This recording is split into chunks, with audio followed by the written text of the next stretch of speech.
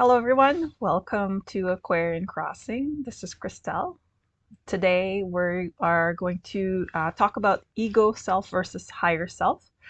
I've created a slideshow. If you're visual, this should help you um, uh, frame a little bit the differences, and so it's easy to understand.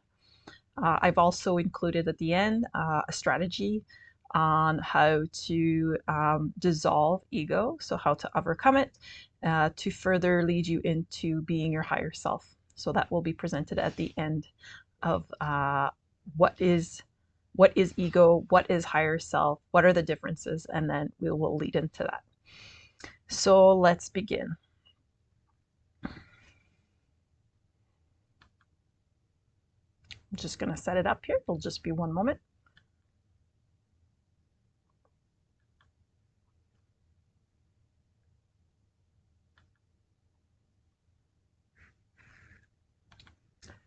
Okay, there we go. There it is. So let's begin. Ego versus higher self, presented by Aquarian Crossing. What is ego? Well, first, before we go over what ego is, ego and higher self are two aspects of yourself. One, which is ego, would be considered the psychological part of yourself, and the higher self would be considered the spiritual side of yourself. So what is ego? Well, the ego is the part of your personality that is concerned with our individual identity and self-preservation. It is the aspect of ourself that is shaped by our experiences, beliefs, and desire. The ego is often associated with our lower self and can be characterized by traits such as self-centered, defensiveness, and the need for external validation. So this means that the ego is mostly focused on individual survival and self-interest. Then we have the higher self, which would be more the spiritual part of ourself. The higher self is the part of us that is connected to our spiritual essence, our universal consciousness. It is the aspect of ourself that is beyond our individual identity and is characterized by qualities such as compassion, wisdom, and inner peace. The higher self is often associated with our true nature and our highest potential. So basically the higher self is concerned with our well-being, the well-being of others, and the greater good of all. All right, so now we're going to talk about the two aspects of what are some of the qualities, what they look like, one from the other. So the first one we'll start with will be the ego. So what does the ego look like? How can you identify ego? What are some of the traits? What is it concerned with? So ego is not necessarily a negative thing. We tend to say ego is bad, higher self is good, but the ego is really there to help you survive in the physical realm.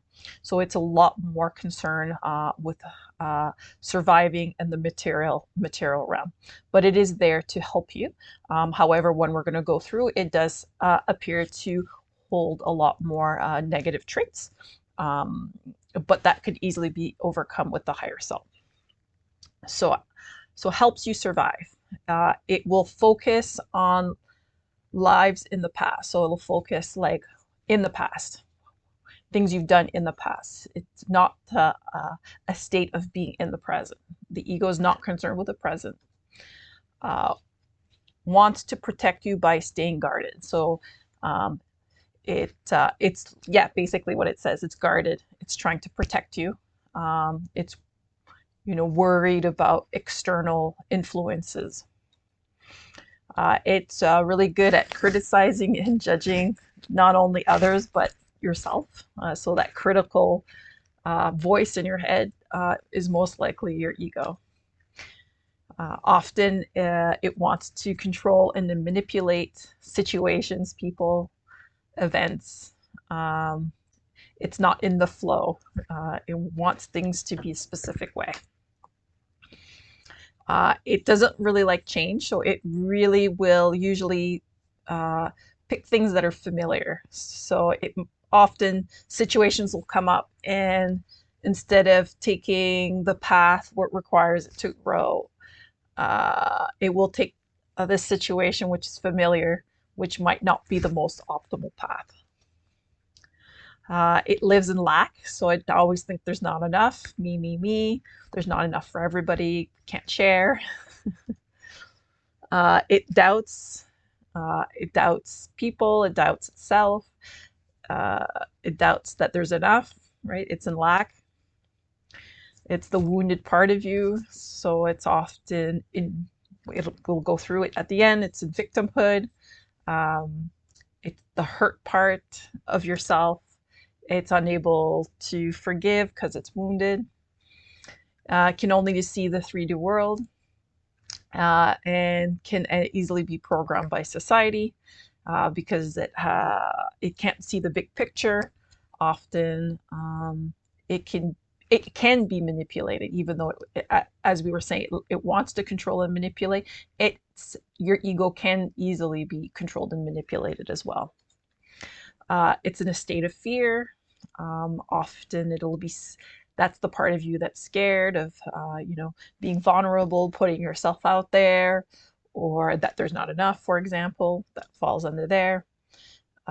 It believes in coincidences. So coincident means it's like things happen by accident, not by design. So um, it's it just happened to be like that. There's no special divine uh, um, dis- uh, special divine um, process. It's not. You don't believe that the universe there is to support you. It just happened to work out that way. The ego, again, doesn't has a hard time seeing the bigger picture, so it's often concerned on the details. So, like for example, they give the idea of the forest and the tree. So if the ego is in front of a forest, it can only see an individual tree. It can't see the whole forest. So it's really focused on minor details. It seeks short-term gratification. So again, that falls in the short. It can't see long-term. So it can be impulsive, right? It can be reactive as well. So instead of thinking about how you want to react, it just reacts.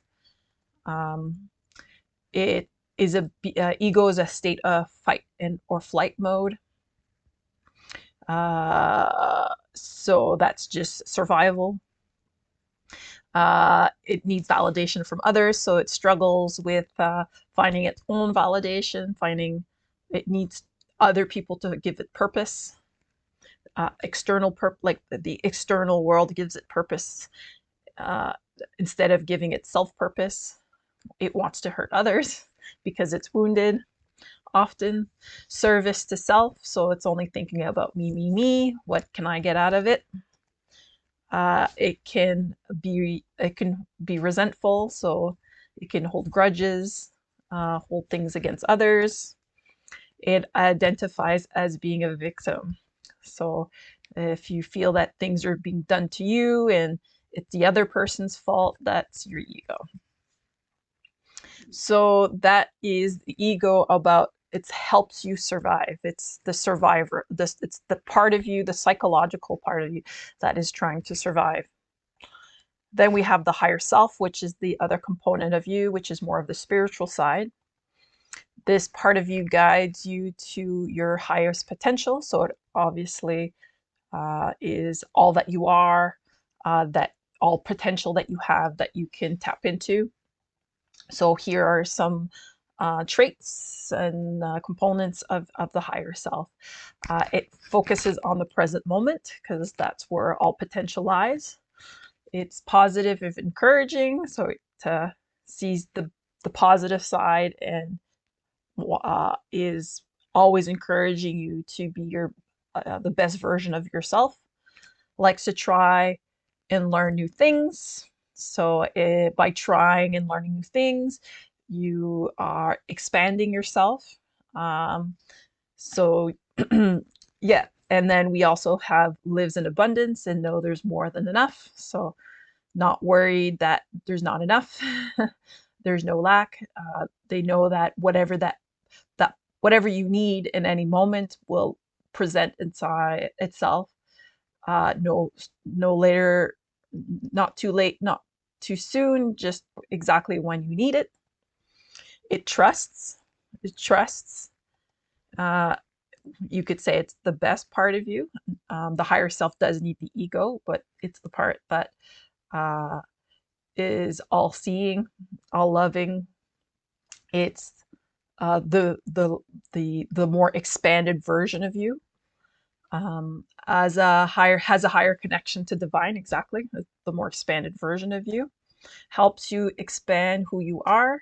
Again, it wants to try new things. It is unconditional loving, so it doesn't criticize. It's always supporting. It is knowing, so it just knows. It doesn't need external evidence to know. It's a knowingness. It comes with, it's from inside of you. Believes in synchronicity. Believe in synchronicity.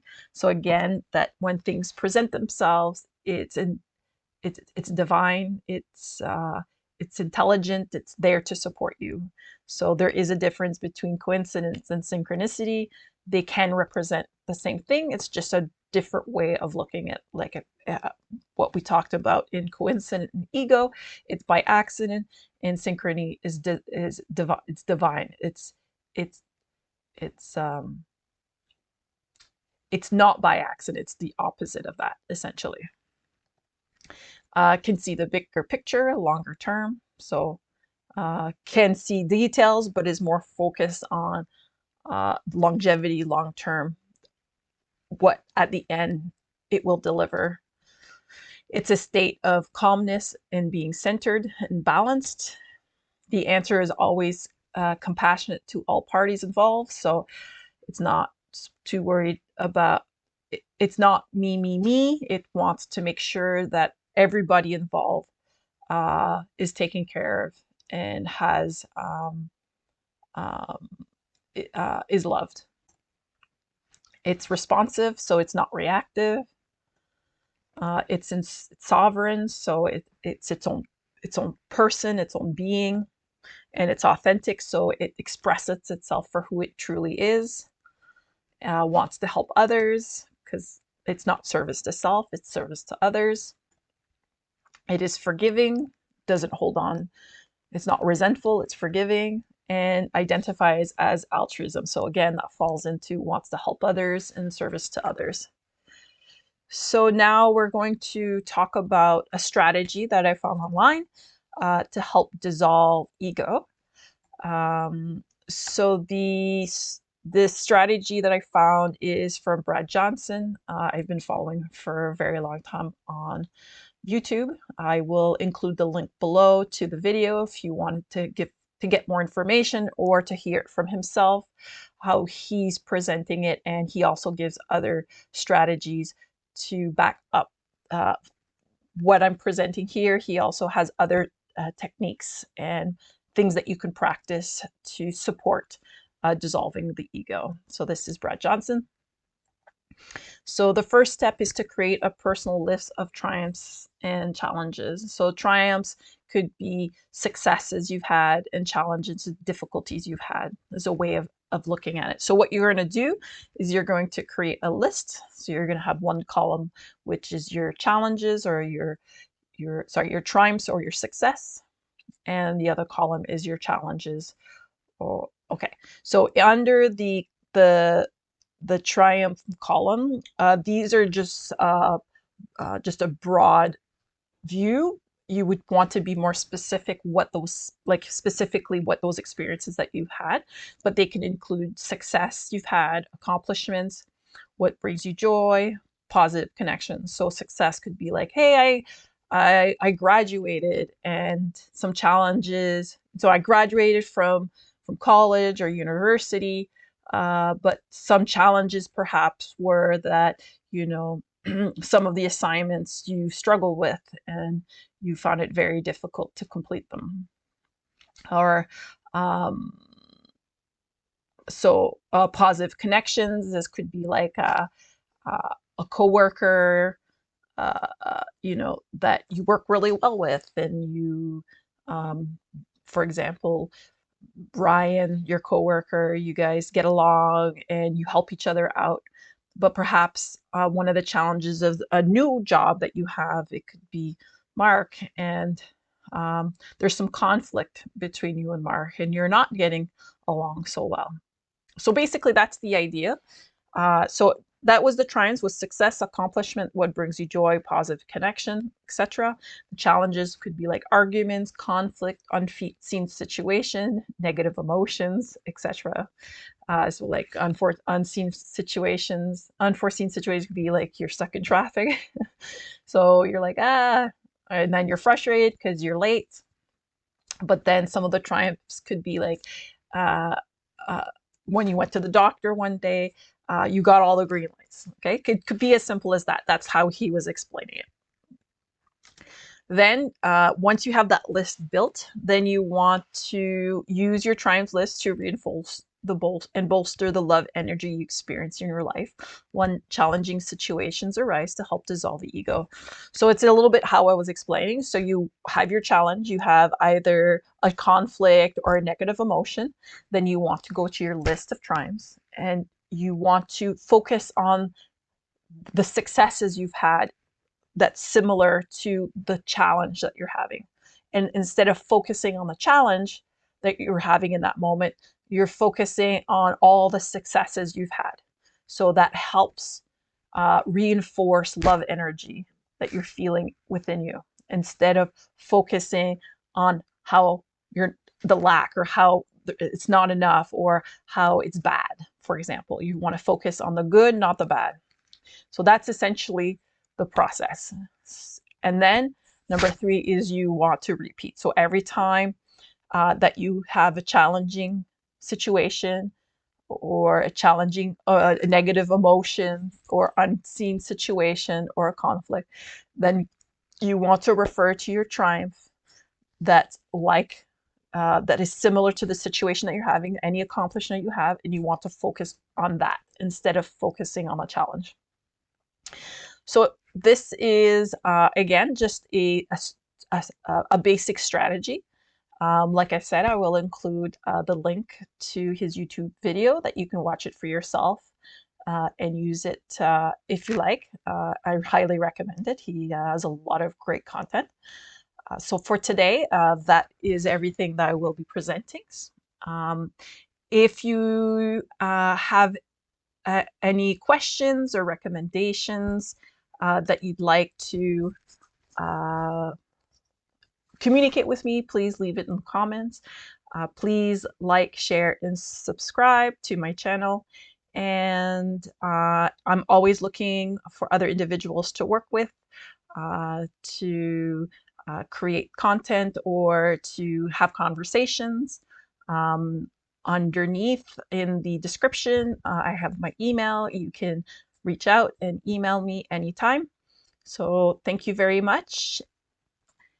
Let me just get to the main screen here. So thank you very much, and I wish you a wonderful day, and I will have more content for you shortly. Have a wonderful day, and I will talk to you shortly. Goodbye.